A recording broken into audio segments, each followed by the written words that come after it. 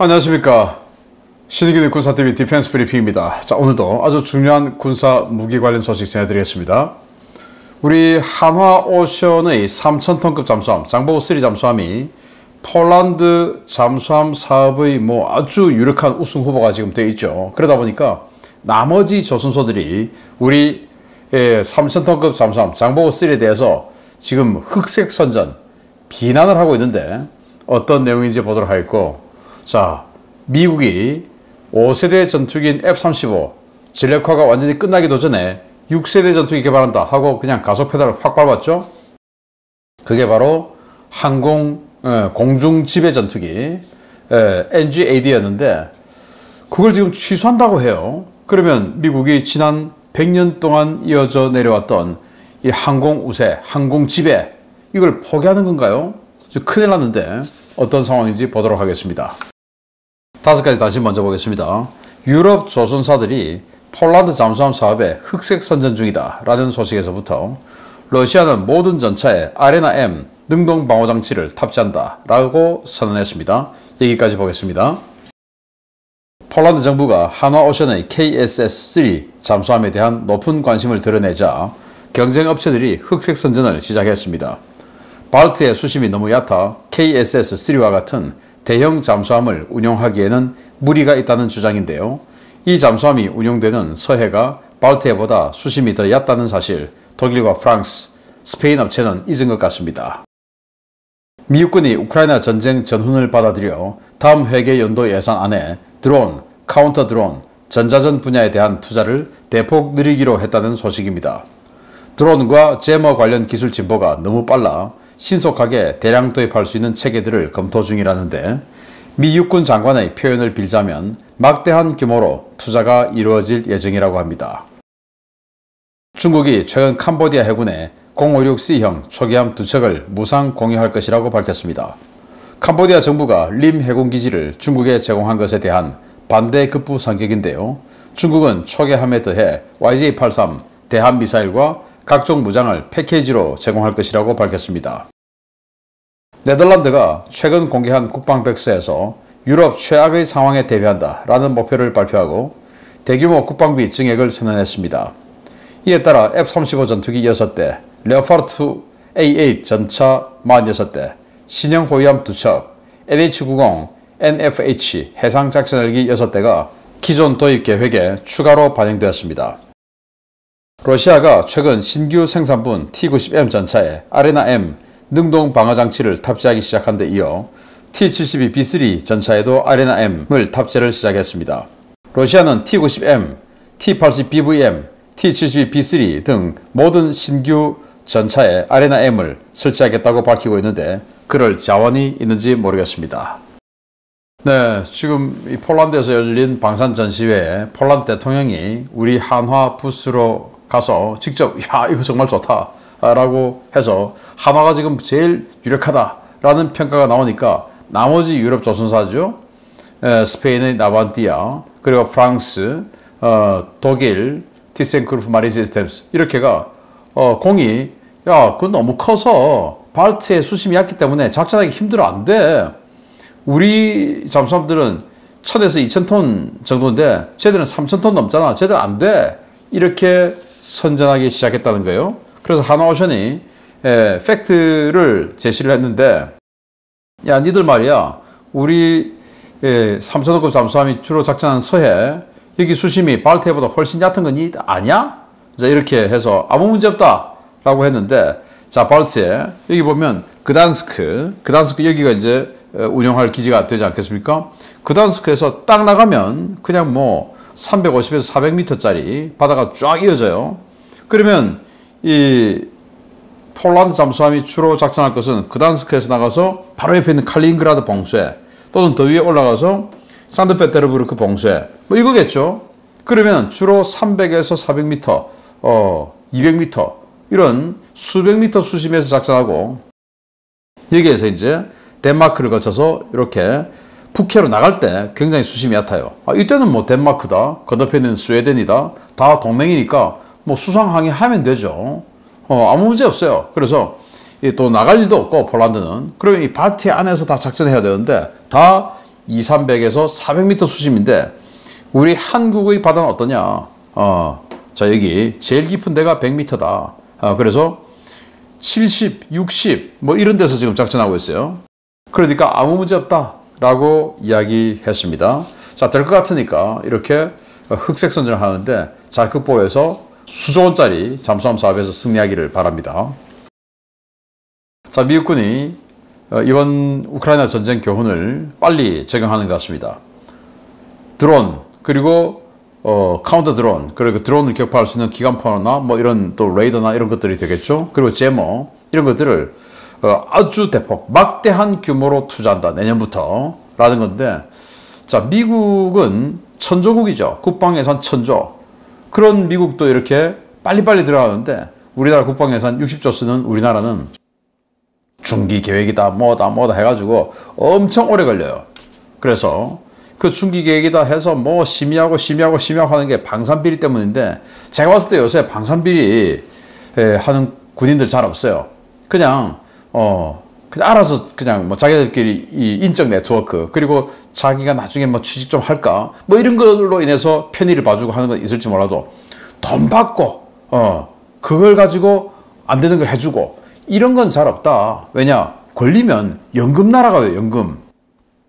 연금이 제가 계산해 보니까 만약에 대령 출신이다 그러면 생애 요즘보다 90살, 우리 세대는 이제 앞으로 90살 이상까지 살 확률이 높지 않습니까? 또 군인들은 평소에 체력 관리도 잘 돼 있고, 그러면은 이 90살까지 산다고 봤을 때 56살에 전역을 하면 무려 30년 이상을, 35년을 연금을 받아야 돼요. 15억에서 20억입니다, 그게.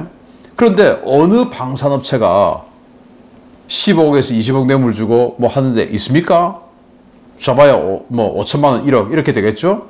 그래도 5천만 원, 1억 받고 20억 날릴 수 있는 그거 위험하겠습니까? 저는 그런 사람 저는 제 눈에는 못 봤어요. 물론 뭐 봤으면 신고했겠지만. 그래서 우리나라도 이렇게 방산비리를 잡기 위해서 너무 경색된 이런 그 무기 구매 절차를 하지 말고, 물론 정말 큰 사업, 그리고 또 장기적으로 이렇게 논의해야 될 사업 뭐 이런 것들은 그렇게 길게 가야 돼요. 그러나 이렇게 정말 시대가 변함에 따라서 빨리빨리 변하는 이런 것들은 신속 사업 예산을 조금 더 늘려야 된다. 그래서 육군참모총장이 야 이거 빨리 해야 돼, 공군참모총장 이거 빨리 해야 돼, 해군참모총장이 빨리 해야 돼 라고 하는 거는 각 참모총장의 재량 사업비가 좀 있어야 된다라는 말씀을 드리고 싶어요. 자, 캄보디아의 056 C형, 이 기본형이 한 1,500톤 되는데 C형이니까 조금 더 커졌겠죠. 이걸 완전히 새거 두 척을 지어서 캄보디아 준다라는 거예요. 중국이 이제 캄보디아에 군항을 제공하니까. 지금 이거에 이 남중국해가 큰일 난 게, 자, 중국에서 쫙 내려오면 베트남이죠. 베트남이 완전히 남중국해 한 바퀴 감아 돌죠. 그리고 그 다음이 캄보디아, 그 다음이 태국인데, 태국은 뭐 완전히 친중으로 지금 가 있고, 캄보디아 지금 이렇게 완전히 그냥 친중으로 넘어가 버렸고, 베트남도 지금 친중으로 지금 갑자기 희한한 행보를 보이고 있죠. 그리고 태국 지나서 인도양 쪽으로 들어가면 미얀마도 지금 뭐 중국이 사주해가지고 쿠데타 했다고 하니까 완전히 이 인도 차이나 반도 전체를 중국화 시키고 있는 그런 외교 관계가 수립되고 있는데, 이거 정말 우리가 물론 이 서방 세계가 잘 봐야 되겠다라는 생각이 들고, 자, 이런 걸 두 척이나 그냥 새거지에서 준다고 하니까 캄보디아 입장에서는 정말 고맙다라는 생각이 들겠네요. 자, 네덜란드가 국방비를 대폭 증액해서 여기 보시는 이런 대잠호위함인데 한 6,000에서 8,000톤 정도 돼요. 이거를 두 척 하려고 했는데 두 척 더, 그리고 F-35 전투기도 37대 하려고 했는데 아니야 6대 더 해. 그래서 43대. 그리고 전차는 지금 그냥 독일제 리스에서 쓰지 않습니까? 안 돼, 리스 안 돼. 그냥 우리 거 사자 해서 레오파르트 2A8 46대. 거기다가 또 6대 옵션, 추가 옵션. 해상작전헬기 25대 사는데 또 6대 추가. 뭐 이렇게 한다고 합니다. 그들은 이제 유럽 최악의 상황을 가정한다고 하는데, 그 유럽 최악의 상황은 1. 나토에 대한 러시아의 공격이죠. 2. 군사 그리고 비군사 수단을 동원한 공격. 그리고 3. 중국발 갈등과 미중 전쟁. 그리고 4. 유럽 내의 각종 불안과 갈등인데 지금 그 중에서 나토에 대한 공격 여기까지 상정해서 국방비를 올리고 전략 투자를 한다라는 건데 네덜란드가 러시아 공격받을 가능성이 높겠습니까? 우리가 북한 공격받을 가능성이 높겠습니까? 저는 우리가 훨씬 높다고 봐요. 우리 정신 언제 차릴까요? 자, 러시아가 여기 지금 T-72 B3 모형인데 여기 이렇게 아레나 능동 방어 장치를 전부 다 탑재하겠다. T-72, T-80 BVM, T-90M은 물론이고. 자, 그런데 이 아레나 능동 방어 장치가 전방향 360도 전방향 다 요격할 수 있고 대전차 미사일 다 요격할 수 있고 하늘에도 할 수 있다. 야, 그러면 끝내주는 건데. 근데 가격은 30만 달러밖에 안 한다. 이러면 정말 뭐 이건 엄청난 해자 가격이죠. 우리 한국의 능동 방어 장치가 지금 한 20억 정도 한다 라고 알려져 있고 이스라엘의 트로피 시스템이 150만에서 200만 달러 그러니까 한 20억에서 뭐 한 8억 30억 이 정도 되죠. 그런데 이거 30만 달러 이러면 뭐 한 4, 5억 정도인데 이게 정말 생산할 수 있을까? 일단 뭐 이 사람들은 러시아는 그냥 나오는 대로 한번 던져보는 거니까 여기에 절대 속으면 안 된다라는 생각을 오래도록 해오죠. 바로 까보러니까. 자, 중요 소식 보겠습니다. 지난 7월 차세대 전투기 NGAD 사업에 대한 전면 재검토를 선언했던 미 공군이 NGAD를 취소하는 방향으로 결심을 굳힌 모양입니다. 미국의 절대적 공중 지배를 보장해 줄 것으로 기대를 모았던 NGAD가 취소될 경우 한 세기 가까이 유지되어 온 미국의 제공권 우위가 흔들릴 것으로 우려됩니다. 미 공군은 차세대 공중 지배 전투기 시스템, 약칭 NGAD의 새로운 길에 대해 모색하고 있으며 미래의 공중전 양상을 어떻게 만들어 나갈 것인지 근본적인 고민을 하고 있다고 제임스 슬라이프 미 공군 참모 차장이 밝혔습니다. 슬라이프 차장은 지난주 기자들과 만나 공군이 NGAD 프로그램에 대한 전면적인 재검토를 진행하고 있고 차기 전투기 요소를 넣고 새로운 기술로 경쟁할 수 있도록 전통적인 계약자들은 물론 중소기업들에게도 기회를 열어줄 것이라고 밝혔습니다.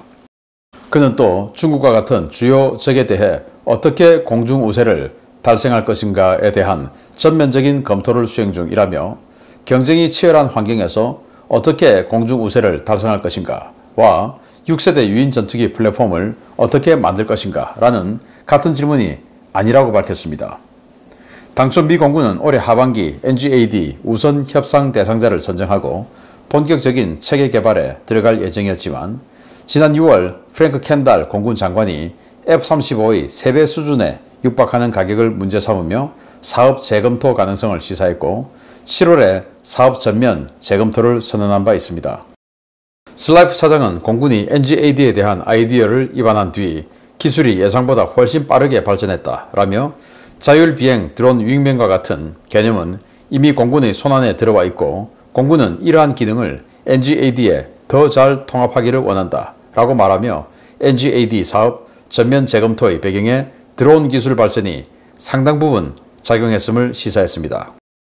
문제는 미 공군이 공중지배라는 단어 대신 공중우세라는 단어를 쓰기 시작했고 전투기 대신 저가의 드론에 더 집중하는 모습을 보이는 것과 대조적으로 중국과 러시아 등 적성 국가들은 6세대 전투기 개발에 더 열을 올리고 있다는 점인데요. 과연 미국이 NGAD를 대체할 만한 새로운 공중지배 대안을 만들어낼 수 있을지 지켜봐야 되겠습니다. 네, 이게 뭐 NGAD, 미 공군의 NGAD에다가 이렇게 공중급여하는 록히드 마틴의 CG인데요. 뭐 이게 뭐 정확하게 이렇게 나온다는 건 아니고, 그런데 너무 비싸다. 라고 해서 천조국인 미국이, 국방 예산 1000조 쓰는 미국이 비싸서 안 되겠다, 포기한다. 라는 건데, F-35의 3배 이상의 가격이다. 라는 거죠. 그러면 뭐, 전투기 한 대에 한 3천억, 4천억. 군함 한 척, 뭐 물론 미국 군함은 비쌉니다만은. 아무튼 그런 가격이다. 그래서 취소한다. 라는 건데, 그 말을 이렇게 공군 참모차장이 이야기했어요. 이제 거의 팩트에 가깝다라는 말이 되겠죠. 그러면서 대안은 뭐냐? F-22 이거 32대 개량 안 한 거, 그걸 또 개량해서 또 F-22 현재 186대 있는 거, 그거 전체를 개량해서 이걸로 그냥 쓰겠다라는 거예요. 또 미 해군의 6세대 전투기 사업 FA-XX 이건 뭐 24년 예산, 25년 예산 이미 2년째 완전히 전액 삭감됐어요. 없어요.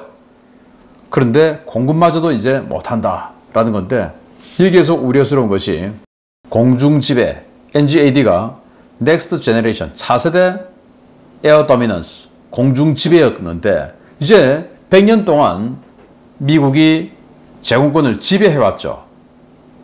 그런데 그 지배를 이제 우세로 바꾸어서 이야기한다. 그리고 또 이 NGAD 공중지배 전투기를 포기한다라는 것은 이제 그냥 뭐 어떻게 이 상태에서 이 전략 가지고 어떻게 우세를 달성할 수 있을까?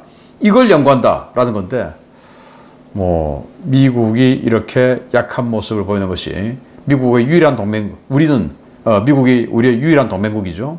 이런 입장에서 결코 달가운 것은 아니다라는 생각이 들어서 우려스러운데 계속 지켜봐야 되겠다라는 생각이 드네요. 마치겠습니다. 감사합니다.